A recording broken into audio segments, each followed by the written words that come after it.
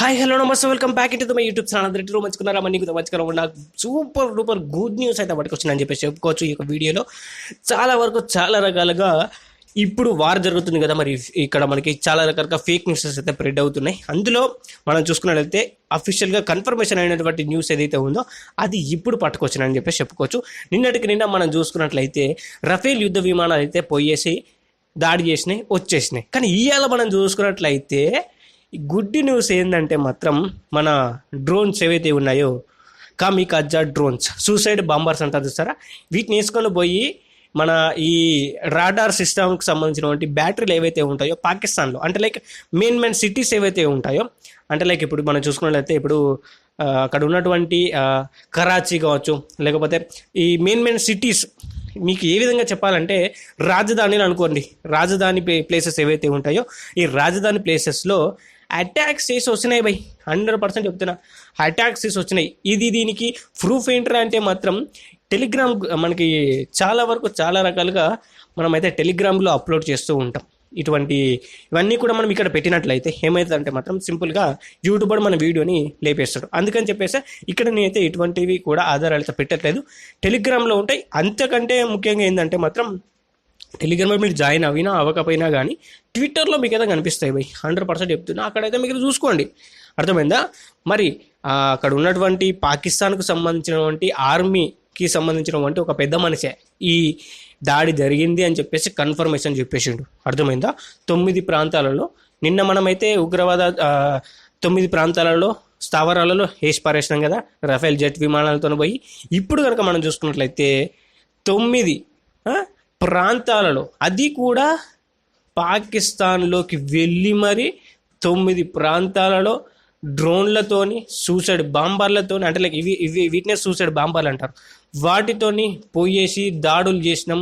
ఇందులో కనుక మనం చూసుకున్నట్లయితే వాళ్ళు ప్రతి దాడి చేస్తారు కదా, అందులో కూడా మనమైతే కొన్నిసార్లు అటు ఇటు అవుతూ ఉంటాయి, వాటిని ధ్వంసం కూడా చేయడం అయితే జరిగిందని చెప్పేసి కూడా చెప్పుకోవచ్చు. అవి ఏంటిది? సూసైడ్ బాంబర్స్, అక్కడికక్కడే చచ్చిపోతాయి. అవి పోవడం, దానికి గుద్దుకోవడం, చచ్చిపోవడం, అట్లుంటుంది. మరి మినిమం ఉంటుంది. ఇది మాత్రం మనకి ఇరాన్ నుంచి వచ్చినటువంటి టెక్నాలజీ. డ్రోన్స్ నెక్స్ట్ లెవెల్లో పనిచేస్తాయి. ఈ 28th ఈ సెంచరీలో కనుక మనం చూసుకున్నట్లయితే డ్రోన్స్ ది బెస్ట్ బై, 100% చెప్తున్నా. ఎందుకంటే మాత్రం ఇక్కడ మనం చూసుకున్నట్లయితే ఇవి మాత్రానికి చాలా తక్కువ ఎత్తులో ఎగురుతాయి. ఇంకొక అడ్వాంటేజ్ ఏంటంటే తెలుసా, రాడార్ సిస్టమ్ ఏదైతే ఉందో దానికి చిక్కయి పోవటం, బాంబులు అక్కడ స్థావరాలు ఏవైతే ఉన్నాయో వాటి మీద పడడం, సూసైడ్ చేసుకోవడం, అంటే వాటి మీద పడడం, పేలిపోవడం, అంతే ఉంటుంది. మరి మినిమం ఉంటుంది. ఇంకొక మేజర్ గుడ్ న్యూస్ ఎంత చెప్పన్నా, బలోచిస్తాన్ సపరేట్ కంట్రీగా మారబోతుంది అని చెప్పేసి నేను మాట్లాడుకున్నాను కదా. ఇది ఈ 2 రోజులలో తొందరగా మనకైతే దీని గురించి అప్డేట్ వస్తుందని చెప్పాను కదా, అప్డేట్ వచ్చింది. త్వరలోనే బలోచిస్తాన్ ఒక దేశంగా మారబోతుంది అని చెప్పేసి చాలా వరకు చాలా రకాలుగా అక్కడ వాళ్ళు చేసినటువంటి యాక్టివిటీస్ ఏవైతే ఉన్నాయో నెక్స్ట్ లెవెల్ బై. ఎందుకంటే మాత్రం లేపేస్తున్నారు నెక్స్ట్ లెవెల్లో పాకిస్తాన్ ఆర్మీని లేపేస్తున్నారు, వేరే లెవెల్లో లేపేస్తున్నారు. మాకు సపరేట్ దేశం కావాల్సిందే అని చెప్పేసి లేపేస్తున్నారు. దీనికి ఇండియా కూడా సపోర్ట్ చేయాల్సినటువంటి అవసరం అయితే ఉంటుంది.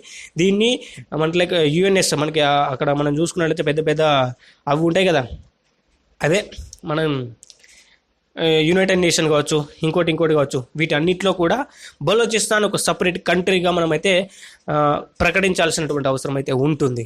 చెప్పి తీరాల్సిందే, బలోచిస్తాన్ సపరేట్ కంట్రీ అని చెప్పి తీరాల్సినటువంటి అవసరం అయితే ఉంటుందని చెప్పేసి చెప్పుకోవచ్చు. ఇక మరి మనం 1917 వార్లో ఏ విధంగా అయితే బంగ్లాదేశ్ని సపరేట్ కంట్రీగా మార్చామో ఇప్పుడు కూడా బలోచిస్తాన్ని సపరేట్ కంట్రీగా మార్చబోతున్నామని చెప్పేసి కూడా చెప్పుకోవచ్చు. అంటే మనకి మన ఇన్వాల్వ్మెంట్ ఉన్నా లేకపోయినా పర్లే, అక్కడ వాళ్ళు మాత్రం నెక్స్ట్ లెవెల్లో దండుకుంటున్నారు. ఎందుకంటే మాత్రం ఇక్కడ ఉన్నటువంటి సెక్యూరిటీ కావచ్చు, ఈ బలోచిస్తాన్లో ఉన్నటువంటి సెక్యూరిటీ కావచ్చు, ఇంకోటి కావచ్చు, ఇదంతా కూడా మనకి ఈ కాశ్మీర్ రీజియన్కి అయితే వచ్చేసింది, అక్కడ ఫ్రీ అయిపోయింది. బలోచిస్తాన్ వాళ్ళు నెక్స్ట్ లెవెల్లో దండుకుంటున్నారు అని చెప్పేసి చెప్పుకోవచ్చు. వేరే లెవెల్లో మనకి అటాక్స్ అనేవి జరుగుతున్నాయి బై. మరి ఈ యొక్క విషయం మీద మీ యొక్క ఒపీనియన్ ఏంటి చెప్పేసి లక్ష్మీ కింద కామెంట్ అయితే చేసాయి. నెక్స్ట్ లెవెల్లో మనకైతే అరాచకం అయితే జరుగుతుంది.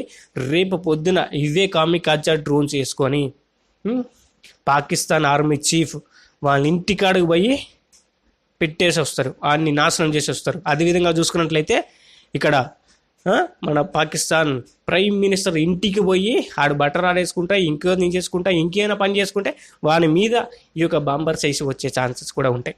ఇందులో మనం చూసుకున్నట్లయితే 2 రకాలుగా అయినటువంటి దీన్ని ఆపరేటింగ్ అనేది చేయొచ్చు అనమాట.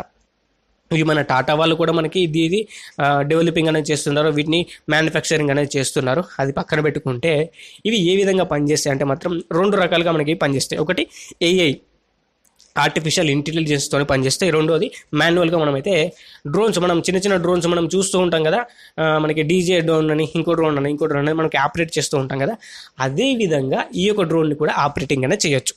మనం ఈ డ్రోన్ని ఆపరేటింగ్ చేసామనుకోండి, సడన్ డిస్టెన్స్ వరకే మనకి ఆపరేటింగ్ సిస్టమ్ అనేది పనిచేస్తుంది.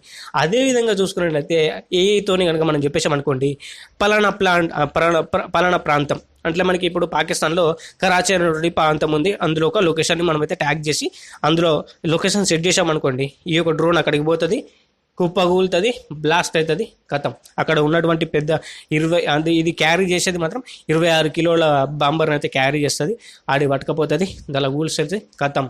బిల్డింగ్లో నాశనం అయ్యే ఛాన్సెస్ అనేవి ఉంటాయన్నమాట. ఇట్లా ఈ యొక్క డ్రోన్ అనే అటాక్ అనేది చేస్తుంది. ఇంకా మరి నెక్స్ట్ మాన్యువల్గా ఆపరేట్ చేస్తే మనం నెక్స్ట్ ఇంకా ఎక్కువగా మనమైతే క్యారీ చేయొచ్చు. ఇంకా నెక్స్ట్ లెవెల్లో మనమైతే దీన్ని ఆపరేటింగ్ అనేది చేయొచ్చు.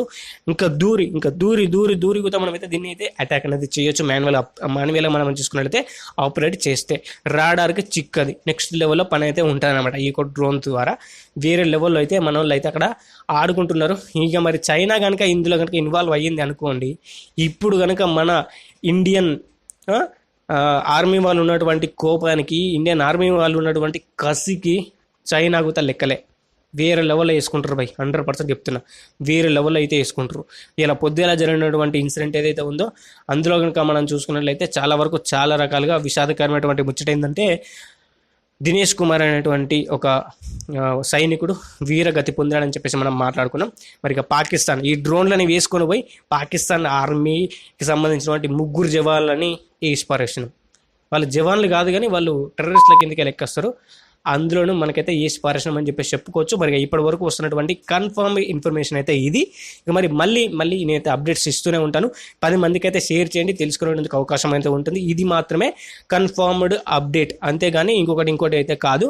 వీటికి సంబంధించిన ప్రూఫ్స్ కావాలంటే మాత్రం ట్విట్టర్లో చూసుకోండి, లేకపోతే మాత్రం మన టెలిగ్రామ్లో జాయిన్ అవ్వండి. ఓకే, మరి పోయేస్తా వీడియోకి అయితే. ఇంత వీడియో వేస్తే ఒక లైక్ చేయండి, ఛానల్కి సబ్స్క్రైబ్ చేసుకోండి, పక్కన వచ్చిన బెల్ ఐకాన్ ఆల్ మీద టాప్ చేసుకోండి. Thank you for watching. జై హింద్, శ్రీ బాయ్.